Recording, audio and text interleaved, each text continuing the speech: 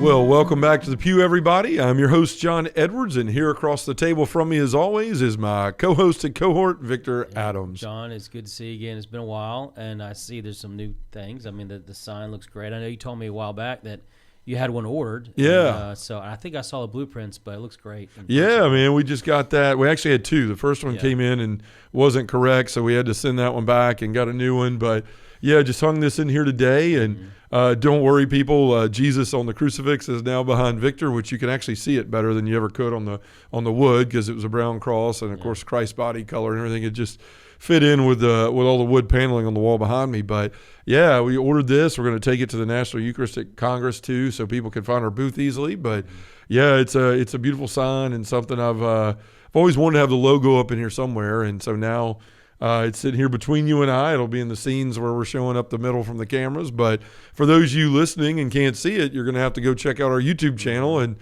subscribe and maybe check out some of our videos there so you can see that. And you can see our ugly mugs as you listen to us talk too. I mean, it would be great to have 200 people watch it. That's right.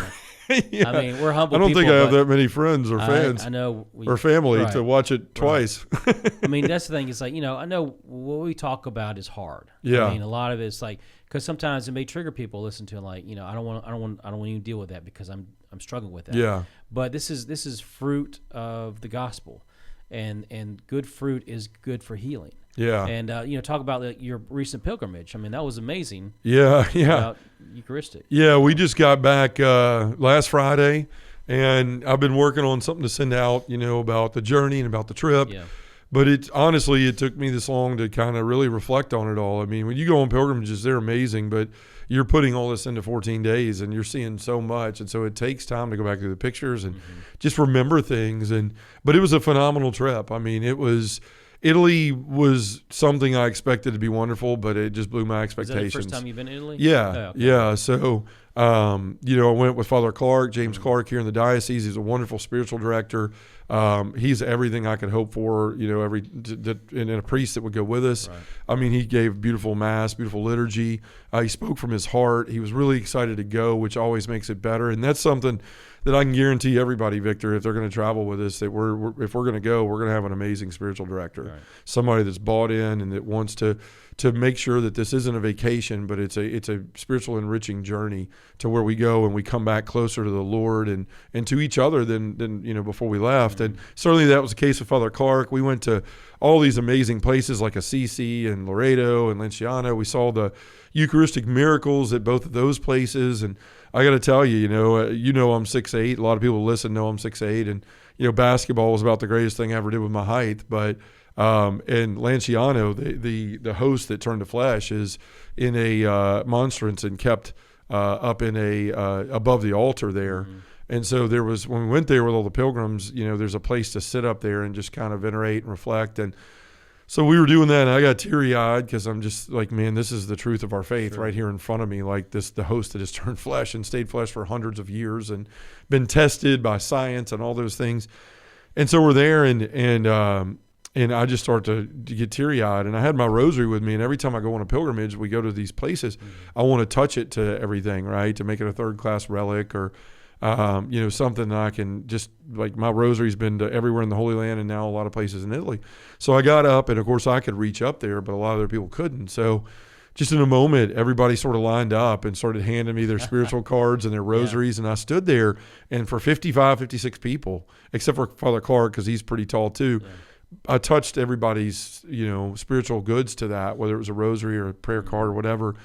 And everybody was just really emotional, and I was too. I was just like, man, what a gift to be this close, to be able to use something the Lord's given me, even something as simple as height, to be able to gift people things like this. And that's what I love about pilgrimage. Yes, you see the amazing sights. I mean, we venerated the bodies of St. Padre Pio, St. Francis, St. Clare, St.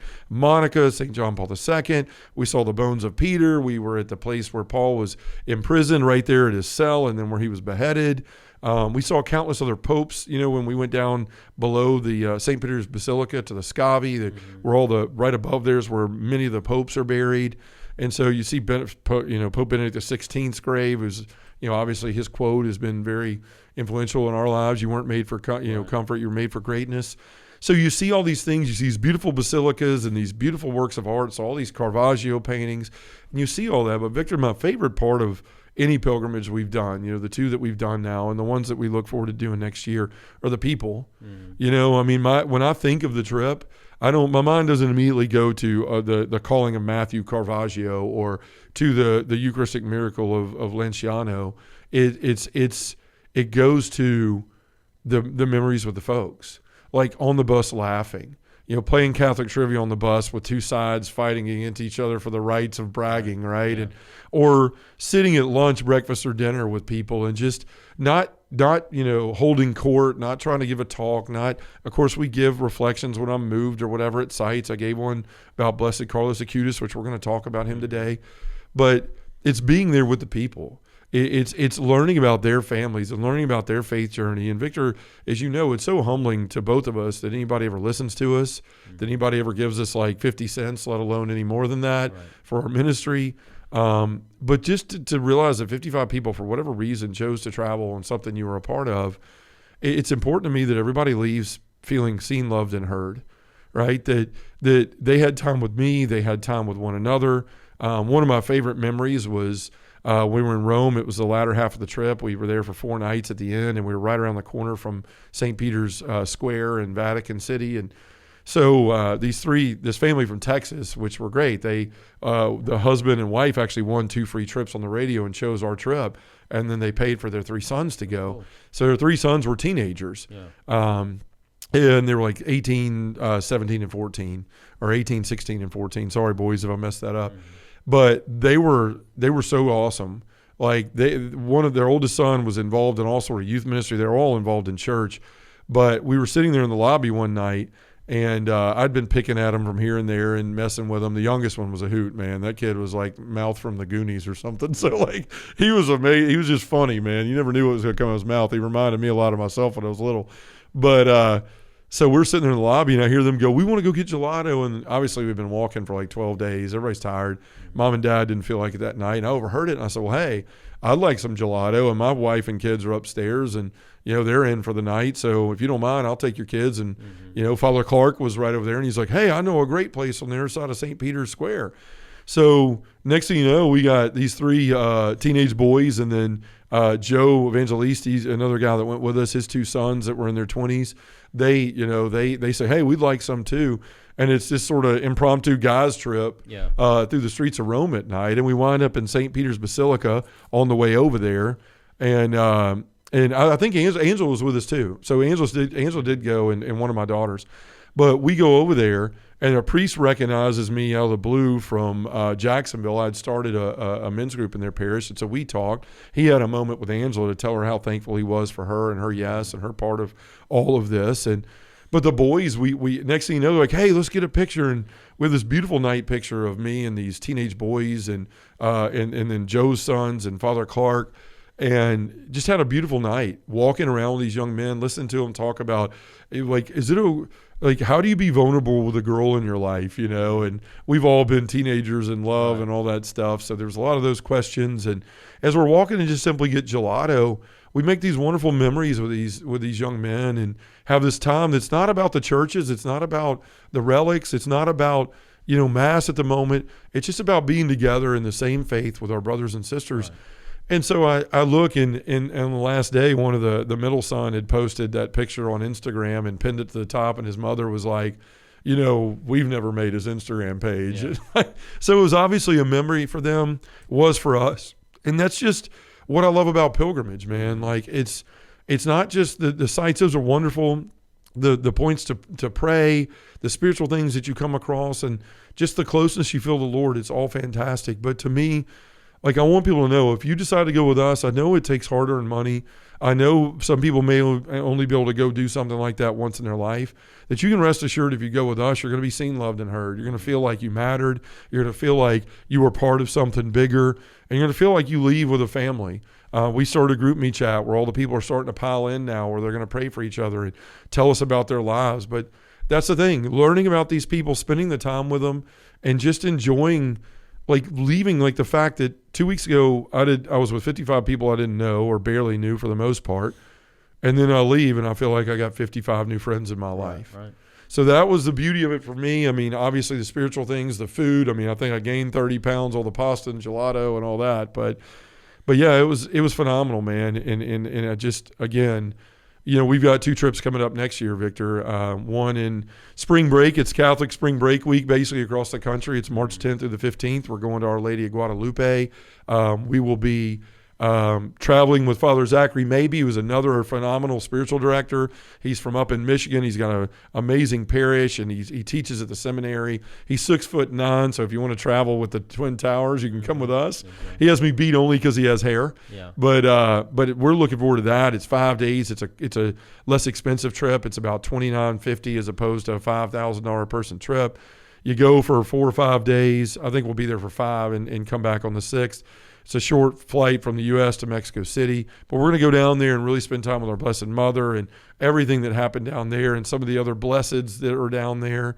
We're going to have a tequila tasting. There's going to be a guacamole making class. So it's going to be a lot of different things, the spiritual and the fellowship, which is going to be great. So, folks, if you're interested in travel on that one, you can go to our website at justaguyonthepew.com. You can go to our Events and Book Me page when you get there. Scroll down a little bit past the calendar, and you'll see both the pilgrimages for next year, the one I just mentioned with Father Zach Maybe. That will fill up quickly. He has an amazing parish, and a lot of people love him. We have a lot of people that want to go with us places, so that one will fill up fast. So go ahead and register and put down your deposit and all that if you want to go and spend time with our Blessed Mother with us in Mexico City. But our second pilgrimage of 2025 is going to be with our good friend Father Larry Richards, the chaplain of our ministry.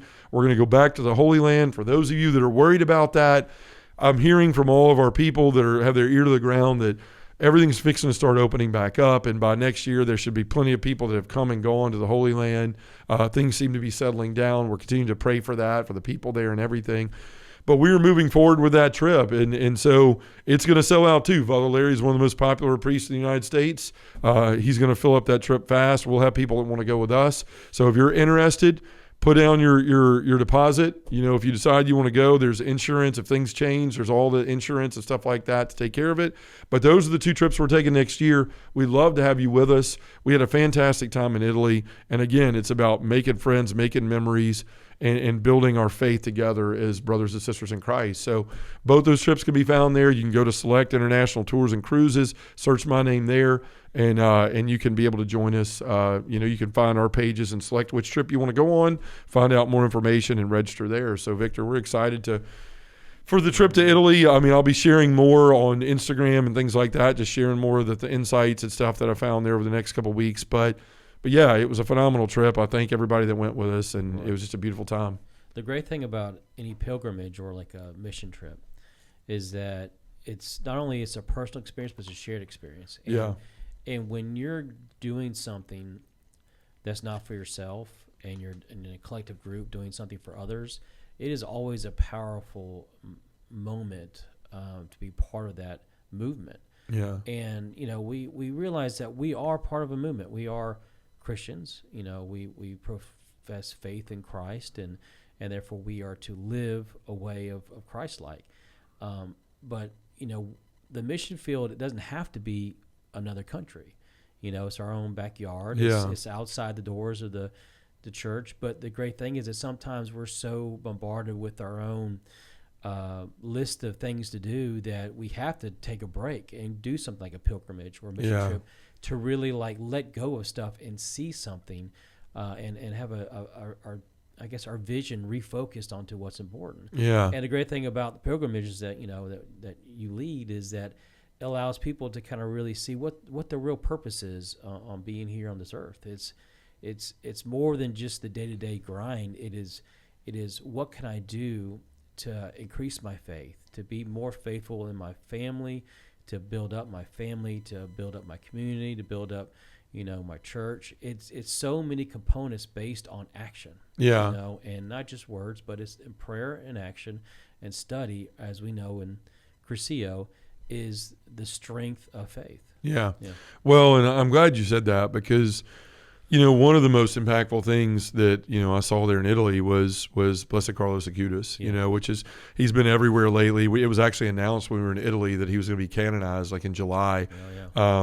Right around the corner. And that was the first place I spoke in Italy was, I I'm not a guy that's going to sit there and speak at every site, because people didn't come to just hear me. They came to experience these things. And for me, I like to wait until the Lord moves me and he says, say something here, and then I'll speak, because it comes from the heart and it's not contrived or planned or pre-written out or any of that stuff. And to me, there's nothing wrong with that for other people, but for me, that's just the way I feel like the most Spirit-led is to speak in the moment. Yeah. And so we go in and we're looking at the body, and I'm seeing my children, and I'm always preaching to them about, you were made for more. You were made to stand out, right? You're not made to just fit in the crowd. And here we are in this soon-to-be saint, Carlos Acutis, and he's laying there in basically the equivalent of a Nike jumpsuit. He's a first millennial saint. He will be, and I started as we were going on the trip, I started researching about him, and I started just because I wanted to know. It's like these people are going with me, and I was a former Protestant, so I'm still learning the saints, just like a lot of people, because obviously that wasn't a focus in the Baptist church at all. So I'm learning these things, and so I was researching quotes and stuff like that. But I'm sitting there, I'm so moved to see, like, man, there's this young man that died of leukemia at 15, right? And look what he did with his life. He's about to become canonized. He had a love for the Eucharist. He had a love for the Lord, so much so that he started researching all these Eucharistic miracles and put together this website and started really just promoting the Eucharistic miracles all over the world. And that's part of the reason he's a saint. But there's also been people that were cured because of the intercession to him and things like that. But what really stood out to me is, and what I said to the folks is when I walked out, I said, we just saw this body of a child, like a teenager. And even though he had such a short life, like, look what he's done for so many people. There's so many youth and young people that are so drawn to him, and adults too. And it's only going to get more and more as his story is told and as he's canonized and all these things. But you look at that, and so many people go, well, I'm only 12, or I'm only 18, or I'm only 35, or I'm 62 or 87. What could God do with me? But here was this young man who felt a love for the Lord and a call for the Lord, who understood what he was here for. He understood that he wasn't just made to fit in and get in the line and be a robot here on earth. He was made to be different. And one of the things that I ran across, and I got teary-eyed sharing this, one of his quotes was, he had said at different points in his life, he said, all people are born as originals, but most of us die as photocopies.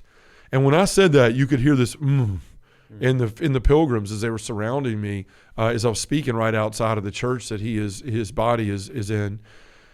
And they understood it like I did. Like, the Lord created us to stand out. We were made for more. We're not made to just jump in line with the world and go along with what's easy. And unfortunately, because we're broken and we're fallen, Victor, we want to be affirmed. We don't want to stick out. Most of us don't even want to be noticed. We just want to be, the same as everybody else, or right in line with the rest of the herd of cattle in the world. And so that we're not being picked on or pulled out or maybe spoken out against, that we just want to live these very quiet, sort of safe lives, do our little thing. And that's not what we were created for.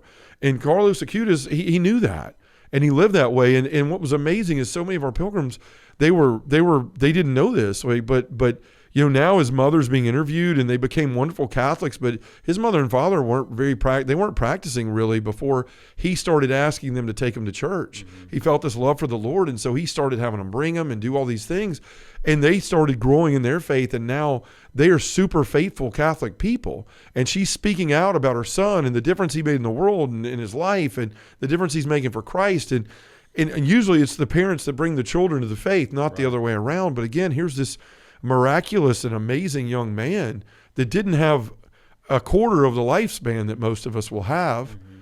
but he made a larger difference than most of us will ever make, because he knew what he was here for, and he knew he wasn't made to just be part of the crowd, but to stand out from it. I find it interesting because you just said that among many things, especially his quote, but his action to truth, to find truth. And I think we're probably in this perspective now where maybe more and more kids who aren't churched or who haven't been taught faith in the family, because I guess it just something wasn't a priority. But yet they're growing and they're realizing, maybe they hit that teenage life and go, there's got to be more to this. Yeah. What's going on? And they accept to explore. And maybe this is a generation now where the kids are leading their parents back to the faith. Yeah. Because there's such a disconnect. As we know, there's even within the Protestant churches, they're closing up. No one's really going to Sunday's attendances. Even in the Catholic Church, we're motivated to do this because we receive Eucharist on Sunday, but that doesn't keep everyone there.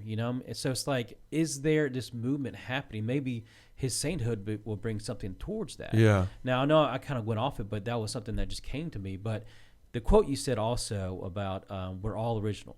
Yeah. And a lot of us, when we pass away, we just end up being photocopies where we made no change, we made no difference, we didn't better anyone's lives. We just did what we wanted to do. Yeah. And I've accused myself of that. Yeah. Of operating in the selfish mode. And I have to be very careful of, like, when I am operating that mode, that I cut it off quick.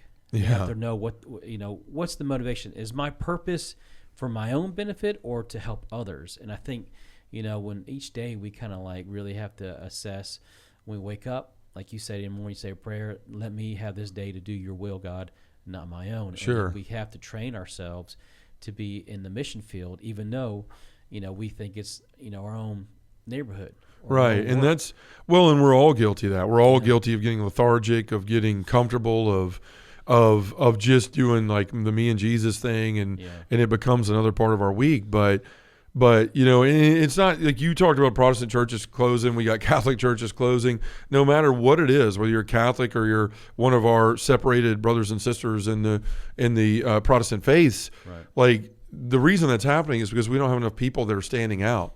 Like we have people that we're taking up space in a pew.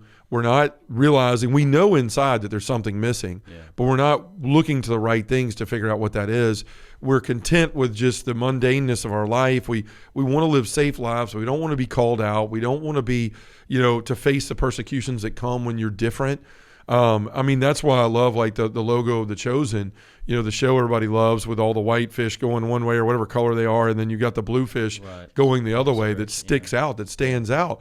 And that's what we're made to do. Scripture talks about that over and over again. You're not made just to be born and to live a mundane life and then to die. Like we're all made exceptional. We're all made as originals, as Blessed Carlos Acutis said. But yet the unfortunate thing is we die as photocopies because we go, well, that stuff is hard, and living the life that we're called to is hard. So I'll just meander on in the crowd over here, mix in, not stand out, have the best life I can have, still know I'm missing something, but not ever daring to believe. And the thing is, Victor, like I'll quote Dr. Seuss here, like, why fit in when you were born to stand out? Mm-hmm. Like, why fit in when you were born to stand out? And it's the funny thing, that's what all of us are looking for. Like when you're saying something's missing, life isn't enough. You could have all the things in the world, the biggest house, the nicest cars, a boat, every toy in the world, mansions on islands, whatever, planes, all that stuff. But you could still realize through that no matter what I keep putting in here, no matter what I keep putting in front of myself, it's never enough. Right. And it's because there's something missing, and that something missing is the calling that you have on your life. You were made irrepeatably, right? Like you were unrepeatable. There's not ever going to be another Victor Adams. And there's never going to be the smorgasbord of the gifts that God gave you to do the things that he created you to do. But we turn our back on that because of our fallen nature. We just want to be affirmed. We want to fit in. We want to be liked. We don't want to be seen as different. We don't want to cause a fuss. We don't want to lose friends. We don't want to have a difficult life. And the thing is, like you look at Blessed Carlos Acutis, and he had a difficult life. He had cancer. He died of that. But the kid also loved video games. Mm-hmm. God didn't say, come follow me and forsake your video games. He said, put me first and enjoy everything else later. Live for me and enjoy the other things I've created, right? It says in everything you read about him, he loved the internet, he loved games, he used them appropriately and in a manner that served God, right? Which is what we have to do with everything in our life. But we got to get past this fear of, I'm just going to sit back, no one noticed me, nobody sees me here, because I don't want to stand out. I don't want to lose the things I have. I'm giving into my fear. You were made to stand out. And Scripture tells us that over and over again, right? St. Paul says it in Romans 12:2. Do not be conformed to this world. Like, do not jump in line with everything else. There is a mass of people that are going down, what does it say? The wide path that leads to destruction in Scripture. And there's a narrow road. And the reason it's narrow is because it's hard. And there are very few people that finally come to understand that, yes, this road is hard. hard, but it is the blessed road, right? So we continue to struggle with that. It says in 1 Peter 2:9, but you are a chosen race, a royal priesthood, a holy nation, God's own people, that you may declare the wonderful deeds of him who called you out of darkness into his marvelous light. That's what we're called for, to understand that we're made for more. We're not made to sit down. You're made to stand up and to speak the truth in the world to the things that speak against it, to the people who don't know it, and to be a light that shines forth into the world, which is exactly what Jesus says in Matthew 5:16 too. He says, let your light shine, or so shine before men that they may see your good works and give glory to your Father who is in heaven. That's what we're here for. That's what gives us fulfillment. That's what gives us purpose. And that's how a young man could live only 15 years and make such an impact on the young generation of our church, of the older generation, and for generations to come as he's canonized as a saint, because he understood, I'm made uniquely and for a purpose. And no matter how much time I have in my life, if it's short, long, in the middle, I'm going to live it to the best of my abilities. And this is why he's going to be a saint. And it's there for all of us. Right. But we've got to quit sitting down, and we have to start standing out the way we were made to. Can I add something? Yeah, please. So, this topic of what we're talking about is made to stand out. And my sister-in-law gave me this book. It's like a prayer book. It's Guide to Piety. And it's probably, I don't know, there's no date, but I'm 1914 probably. She couldn't find you a bigger one? Well, I know. But the thing is, I've started really picking this up because this is pre-Vatican II. So it's got some like juicy prayers that I'm ignorant of, Sure. Not to say they don't still exist. I'm just like they may not be as forefront. And those are probably are older listening to this who are more wiser may know this. But this is something that stood out with me. It's on this page. It says the 4 last things to be remembered. And it says, prepare for death. You will surely die one day. But when or where or how, no man can say. The second was, fear judgment. To a wise and mighty Lord, you must account for thought and deed and word. The third said, remember hell, to shun it.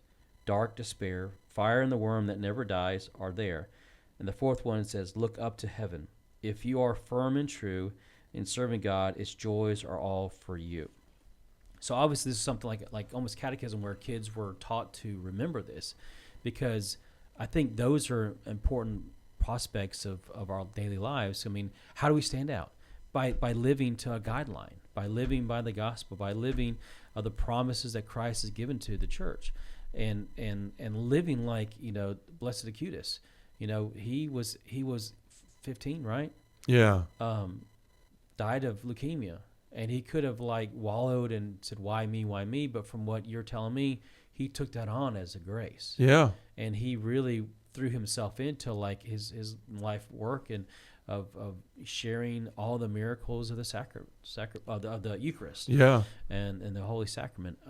So, like I said, we are all called to do something. Whether we may not discovered it yet, keep praying about it. Yeah.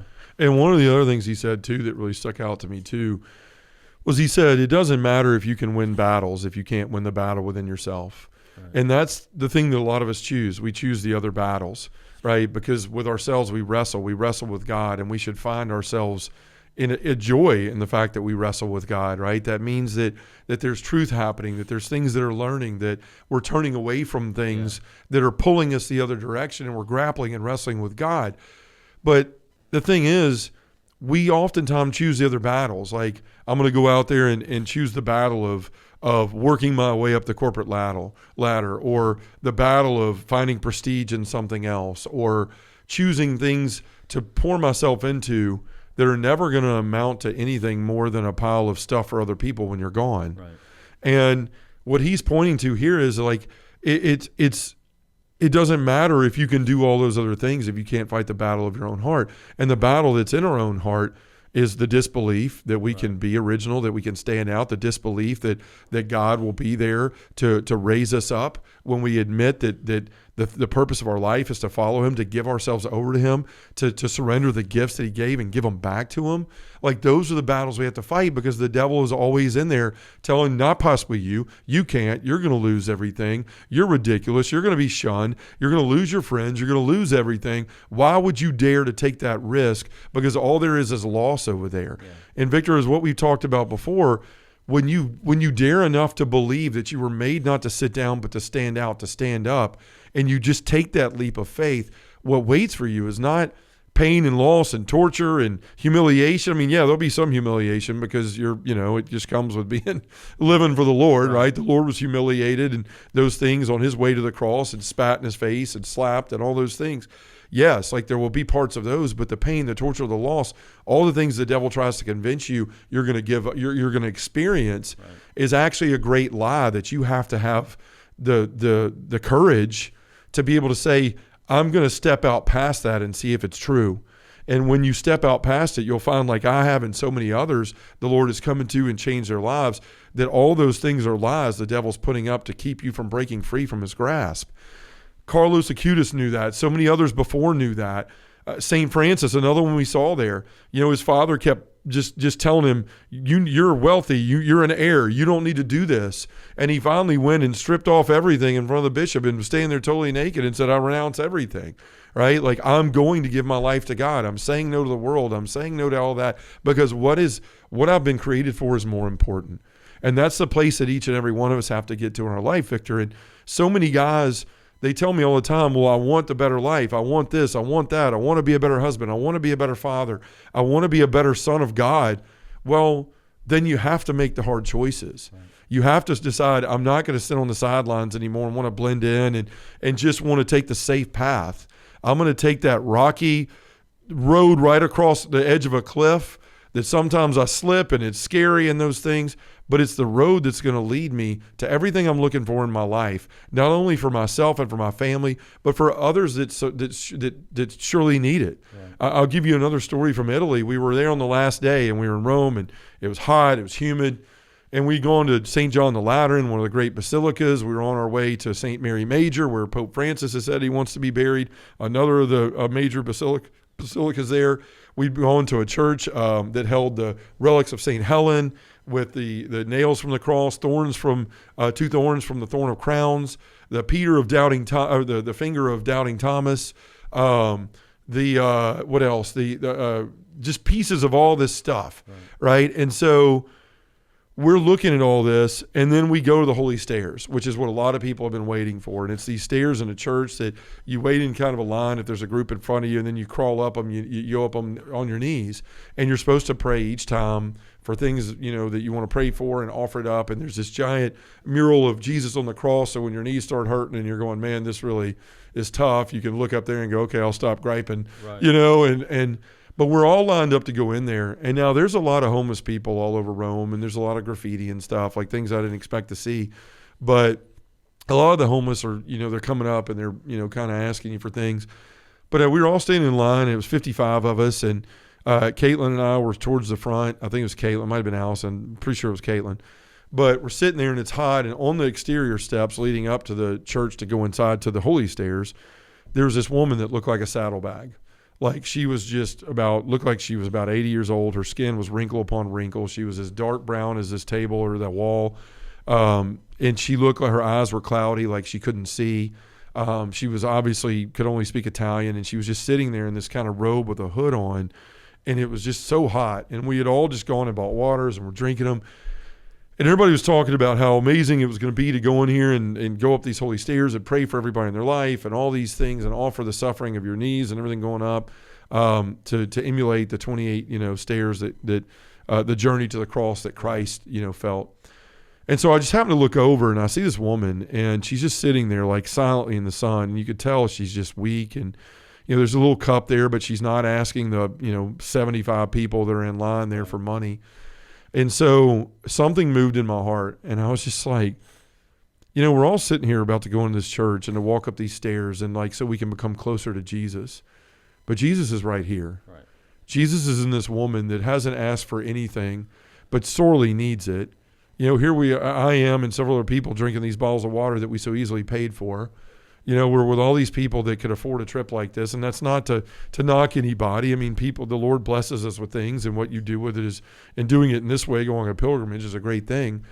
But here's this woman who had nothing, and she's just sitting there on the foot of these stairs, not bothering anybody, but just sitting there and really giving up her life and her day to God for whatever blessing she'd receive. So I reach in my pocket, and I had a few euros, coins, and I walk over there, and I put them in her cup. And next thing you know, she hears the clank. I really think she was partially blind because her eyes were really milky and cloudy. And all of a sudden, she just starts to speak in Italian, and she starts to do the sign of the cross 3 times.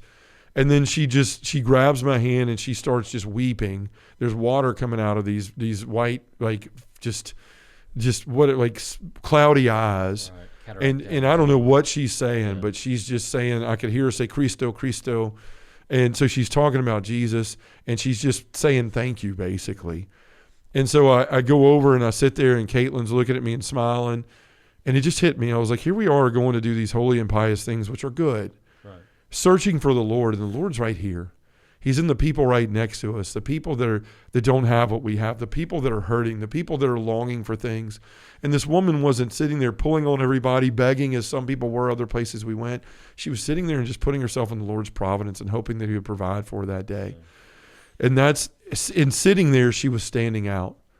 And so several people out of our group, like all of a sudden came over there and started putting money in. And I'm not saying that to brag, like that started some trend and helped this woman. But every single time that woman did the sign of the cross 3 times, and she started grabbing people's hands and she started praying. And it really just hit me that this pilgrimage was wonderful, but Jesus can be found right there in the people in front of us and the situations around us. And if we're not standing up, if we're just sitting down and trying to be a part of the crowd, I could have easily gone back in that line and said, nope, don't see her. I'm not going to do things because I don't want people to point out something or to stand out. I'm just going to do my little thing and fit right in here with the crowd. Or I could choose to stand out. And again, not to brag on myself. It was just the way the Lord moved my heart. And then Caitlin asked for some more money, and she went over there and did it. But it was an opportunity to say, you know what? I'm going to step out of this. I'm going to do the right thing. I don't care if this is a hoax or whatever, and the money's going to go somewhere it shouldn't. That's not up to me to judge. It's for me to just do what the Lord's calling me to do in the moment, and the empathy, the generosity that he was spurring in me in the moment to say yes to that and to live it. And that's the purpose of our life, Victor, is if you ever want to be better, if you want to find yourself getting out of these situations, you may have found yourself in your selfishness and your brokenness.